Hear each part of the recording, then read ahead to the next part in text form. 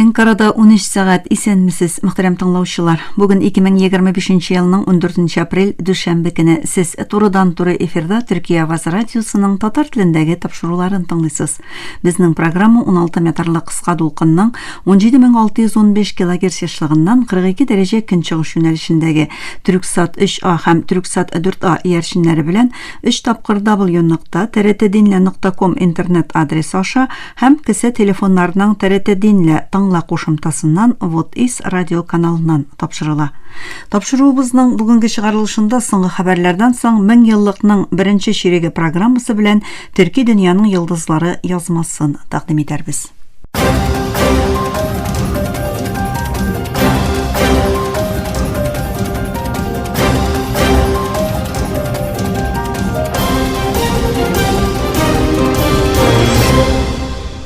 Соңгы хәбәрләр. Фәләстин Гази шәһәрендәге Әл-Әхли гарәп хастаханәсенә оештырылган Израиль һава һөҗүмен иң явыз, иң аянышлы геноцид төренең берсе дип гаепләде. Израиль хәрби очкычы Әл-Әхли гарәп хастаханәсенә 2 ракета ыргытып, Газиның төньягында 1 миллионнан артык фәләстинлегә хезмәт күрсәткән бинага зыян китерде. Фәләстин тышкы эшләр министрлыгы бу һөҗүмне халыкара хукукка карата ачык рәвештә түбәнсетү дип бәяләде һәм Израильне сугыш башыннан бирле Газидәге 34 хастаханәне белә торып, максатлы рәвештә юк итүдә, халыкка ачлык, сусызлык һәм иң кирәкле медицина кирәк-яракларына блокада куюда гаепләде. Израиль саклану министры Исраиль Кас камау астындагы төбәктә үтереш дәвам иткәндә Газины тагын да кичерейтү һәм изоляцияләү белән янады.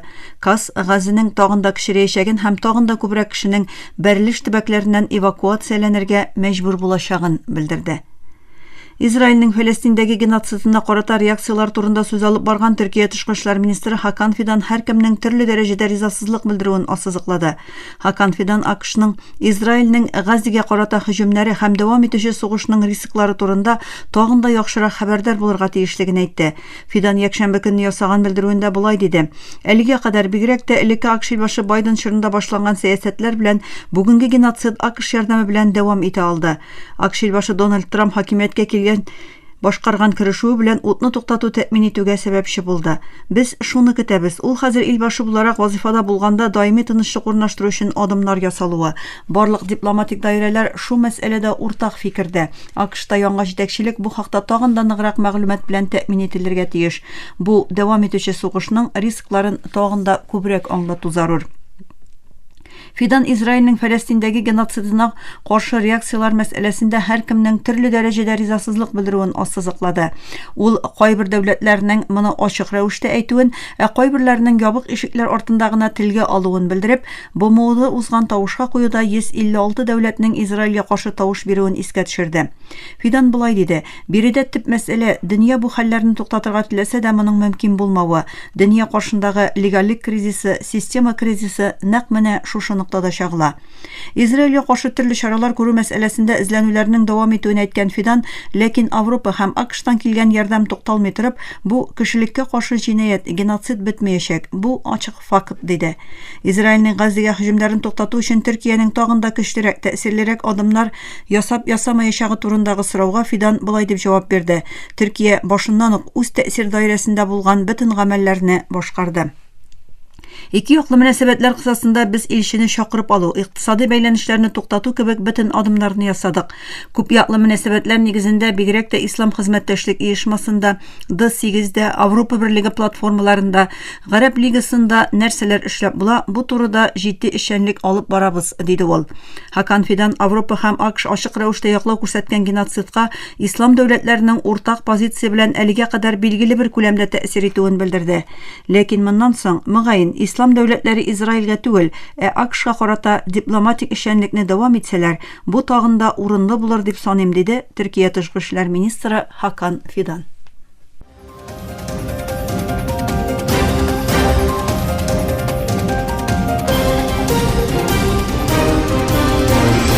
Төркия авазы дулкыннарында соңгы хәбәрләр тыңлыйсыз. Türkiye Тышкы эшләр министры Хакан Фидан Төркия илбашы Рәҗәп Тайып Эрдоган белән АКШ илбашы Дональд Трамп очрашуына кагылышлы эшчәнлек алып барылуын белдерде. Хакан Фидан Анталия дипломатия форумы азагында журналистларга ясаган белдерүдә очрашуның АКШтамы яисә Төркиядәме узачагы турында хәзерге вакытта эшчәнлекләрнең дәвам итүен әйтте. Фидан моннан тыш Эрдоганның Сүриягә барырга җыенуын да белдерде. АКШ дәүләт департаменты Массачусетстагы Тафтс университетында магистратурада укыган төрек кызы Рөмәйсә Үстүрекнең антисемитик эшчәнлектә катнашуына яисә террор оешмасын яклауына кагылышлы бер дәлил дә тапмады. Март айында АКШ дәүләт департаментыннан җибәрелгән язуда әйтелгәнчә, Трамп идарәсенең Фәләстин каршылык күрсәтү төркеме Хамасны яклавы яки Эчке минлек министрлыгы алга сөргән кебек антисемитизм яисә көч куллануга катнашуы дәгъвасына нигезләнеп, Өстүрекнең визасын гамәлдән чыгару өчен бернинди нигез юк дигән нәтиҗәгә киленде. Киев белдергәнчә, Украинаның төньяк көнчыгышындагы Сумы шәһәрендә оештырылган Русия ракета һөҗүмендә ким дигәндә 32 кеше, шул исәптән 2 бала һәлак булган, дистәләгән кеше яраланган. Бу соңгы айларда иң күп җан алган һөҗүм булган. Җирле гадәттән тыш хәлләр хезмәтенең социаль медиадагы хәбәренә караганда, һөҗүмдә 32 кеше, шул исәптән 2 бала гомерен югалткан, 84 кеше яраланган, шуларның 10-сы бала. Төркиянең сериаллар тармагы 2024 елда 300дән артык продукция экспортлады һәм бу $500 миллион артык табыш китерде. Әлеге тармак 150дән артык илгә экспорт башкара. Санлы платформалар аша бу сан 200гә җитә. Төрек сериалларын Якын Көнчыгыш, Латин Америкасы илләре, Америка Кушма Штатлары, Австралия һәм Европада бик яратып карыйлар. Аларны дөньяда 1 миллиард кеше каравы фаразлана. Мөхтәрәм тыңлаучылар, сез Төркия авазы тулкыннарында соңгы хәбәрләр белән таныштыгыз.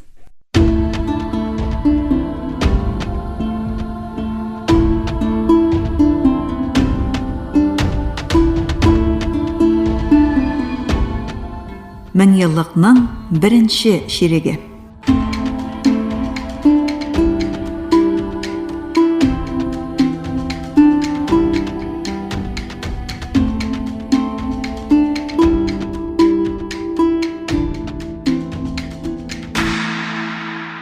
Авропа көмір һәм құрыш бірлігі екінші бөтен дөнья сугышының Авропа илләрендә сәбәп булган җимергешнең яңа бер сугыш барышы белән тагын бер кат яшәнмәве. Франция һәм Германия белән бергә кыйтка илләренең икътисади һәм социаль яктан бер-бирләренә тагын да тыгыз бәйләнеш урнаштыру өчен үстерелгән проект. Авропа көмір һәм құрыш бірлегенең башлангыч максаты алты құрыш илне бер базар һәм тамга хона таможня берлеге белән икътисади яктан берләштерү иде. 1951 елның 18 апрель көнне федераль Германия, Франция, Италия, Бельгия, Нидерланд һәм Люксембург арасында имзаланган Париж килешүе белән көмір һәм құрыш берлеге башта Авропа икътисад берлегенә, бүгенге көндә исә Авропа берлегенә алып барган барышны башатып җибәрә. 1957 елда кул куелган Рим килешүе белән яңа төзелгән оешма Авропа икътисад берлеге исемен ала. 1972 елда исә Англия, Дания һәм Ирландия тулы әгъза булып Авропа икътисад берлегенә керә.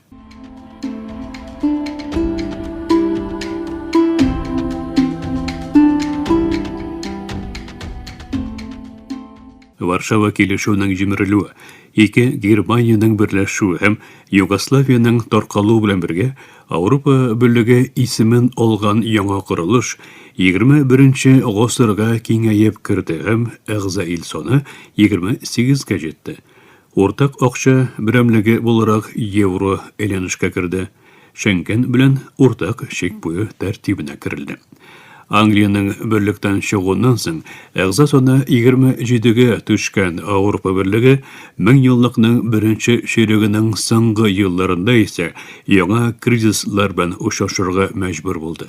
Бирәктә Украина, Русия сугышы сәбәп булган ибенлек һәм энергия кризисы, көбәйгән миграция басымы белән әгъза илләр арасында ирекле сәяхәткә каршы чыккан милләтче партияләрнең күтәрелүе, әгъза илләр арасындагы керем гаделсезлеге һәм Дональд Трампның капат Америка Кушма Штатлары ил башы булып сайлануы белән көн тәртибенә килгән сәүдә сугышлары Авропа Берлегенең 1951 елда салынган нигезләрен какшата башлады.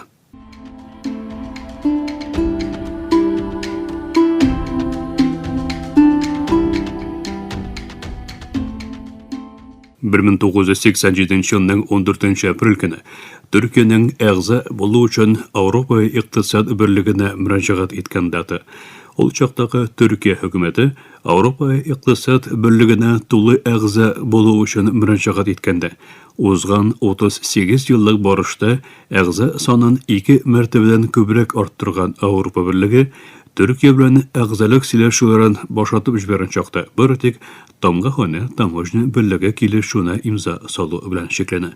Авропа берлеге өчен арта барган иминле һәм икътисади рисклар исә үзәге Брюссельдә урнашкан берлекнең Төркиянең әгъзалыгына карата караш тотышуның йомшак чагы турындагы ишаратларның артуына юл ачты.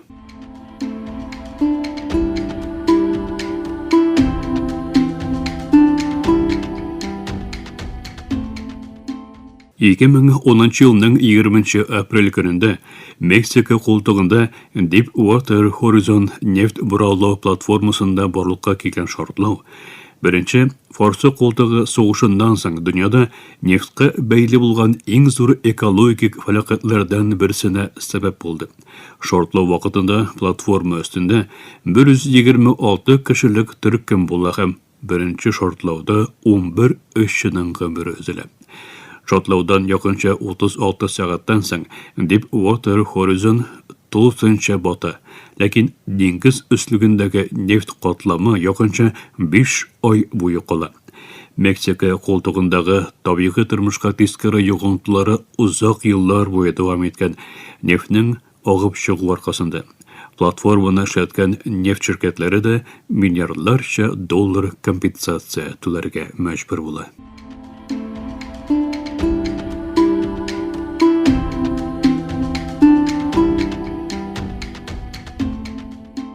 2019 елның 15 апрель көненә килеп чыккан янгын Авропа кыйткасының һәм Франциянең иң зур тарихи курылмаларыннан берсе булган Нотр-Даме изге ана кафедраль соборының җитди дәрәҗәдә зыян күрүенә сәбәп булды.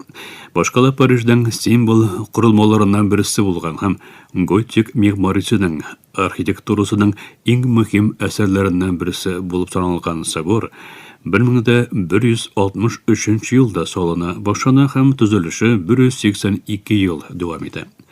15 апрельдәге янгында түбәсе тулысынча җибәрелгән һәм бер манарасы җибәрелгән изге ана кафедраль җамигъ ширкәвенең яңадан төзелүе өчен 48 сәгать эчендә 1 миллиард евро акча ярдәме җыела. Якынча 5 ел дәвам иткән реставрация эшләреннән соң Франциянең Эйфель манарасы белән бергә иң мөһим символы булып саналган кафедраль собор 2024 елның азагында якынча 40 дәүләт һәм хөкүмәт башлыгының катнашуында яңадан ишекләрен ачты.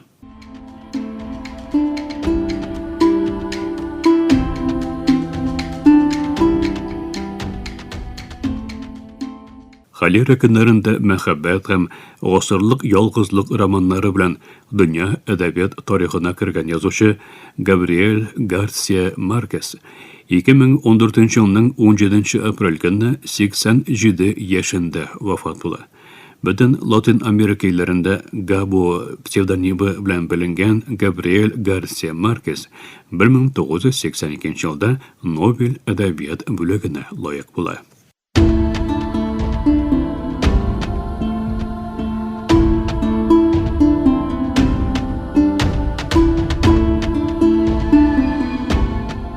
Мен еллыкның беренче ширеге.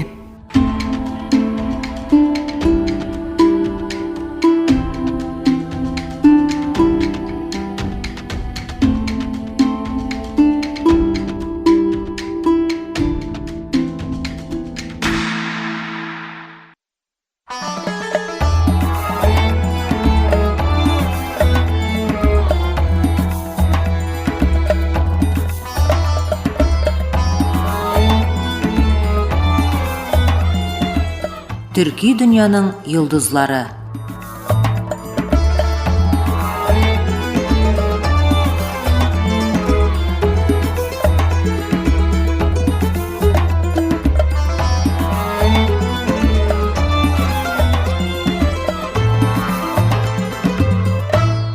Төрки дөньяның йылдызлары тапшыру тизмәбезнең бу бөлемендә сүз танылган суфи Абдуллах Хамидутдин яки тагында киң таралган исеме белән Сомонҗы баба турында бара. Аны халыкара мөнәсәбәтләр белгече Җәмил Дуач Ипәк әзерләде.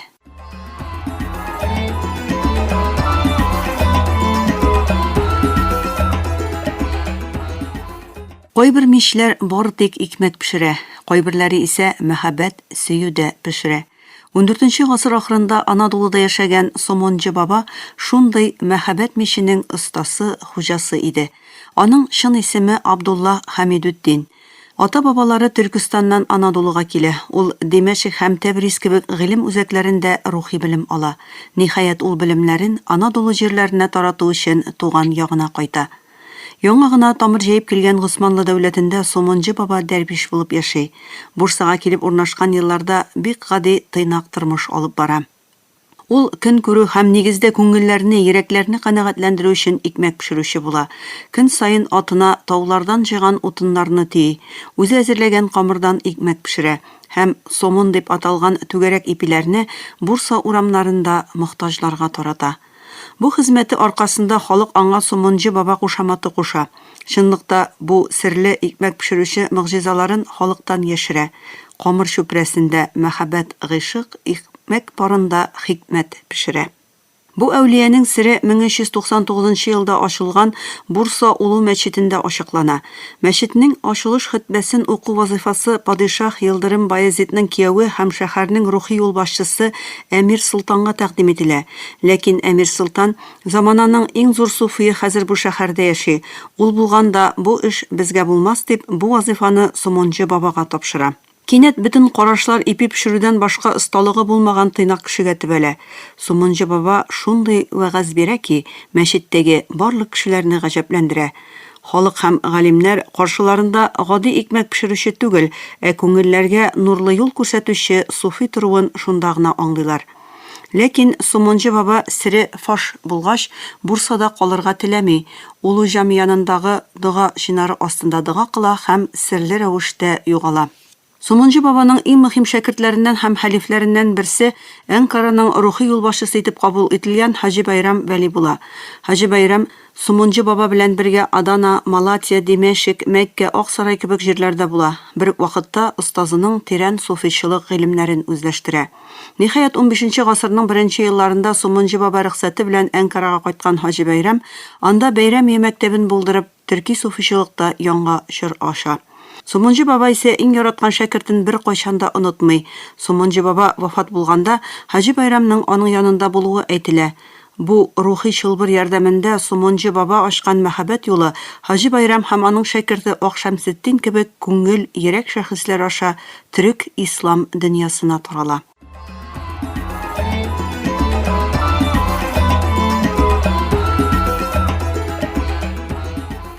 Сомонҗы баба үзе яшәгән чорда халыкның күңелендә киң урын ала. Вафатыннан соң исә әкияти шәхескә әйләнә. Аның тирәсендә барлыкка килгән риваят, хикәяләр Анадолудагы төрек исламы фактының кыскача нәтиҗәсе кабул ителә. Халык телендә Сомонҗы баба дугалары кабул булган изге кеше итеп сурәтләнә. Ул бер дугасы белән яңгыр яудырган, авыруларны савыктырган суфи була. Шулай бер көнне Әмир Солтан Сомонҗы баба янына килгәндә мичтә утыннар һәм ут булмавын, ләкин тәмле икмәкләрнең пешүен күрә. Сомонҗы баба утсыз да икмәк пешерә торган суфи була. Бер үк вакытта берничә җирдә булу, дугаларның кабул булуы, хайваннар белән сөйләшү, утсыз ризык пешерү һәм үлеменең якынлашканын алдан белү кебек мотивлар Сомонҗы баба турындагы хикәяләрнең асылын тәшкил итә. Бу яктан Сомонҗы баба Хаҗи Бекташ Вәли, Сары Салтук, Абдал Муса, Гейекле баба кебек төрек суфичылыгының эпик пантеонында үз урынын ала. Аксарайдан Бурсага, Дарендедән Әнкарага кадәр сузылган киң географиядә аның исеме сөю, мәхәббәт һәм тыйнаклык хикәясе булып яши. Ул төрек ислам суфи традициясендә берләштерүче роль уйный. Үзе пешергән икмәкләр белән тамакларны туйдырган булса, сүзләрендә һәм халәтендә пешергән илаһи мәхәббәт белән күңелләрне, җаннарны баета. Шәкерте Хаҗи Байрам Вәлинең бер кешенең күңеленә үтеп керү, китап язудан өстен рәвешендәге аңлаешы чынында Сомонҗы бабаның йөрәкләргә салган орлыкларының җимеше. Бүгенге көндә Төркстанның төрле төбәкләрендә төрле исемнәр белән аталса да, нигезендә түземлек, яхшы мөгаләмә һәм сөю уята торган суфи традициясе яши. Бу традицияның иң мөһим мигмарларыннан булган Сомонҗы баба үзе пешергән мәхәббәт сөю икмәкләре белән төрек халкының рухи дөньясында онытылмас эз калдыра. Төрекләрне рухи яктан җитештергән юлбашчы буларак тарихка кереп кала.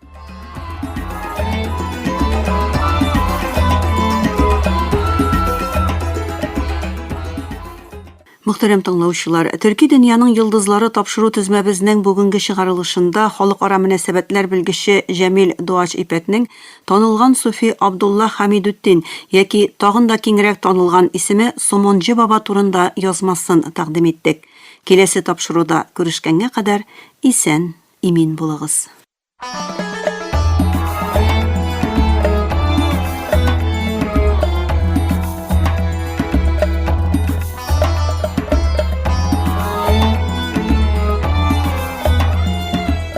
Төрки дөньяның йолдызлары.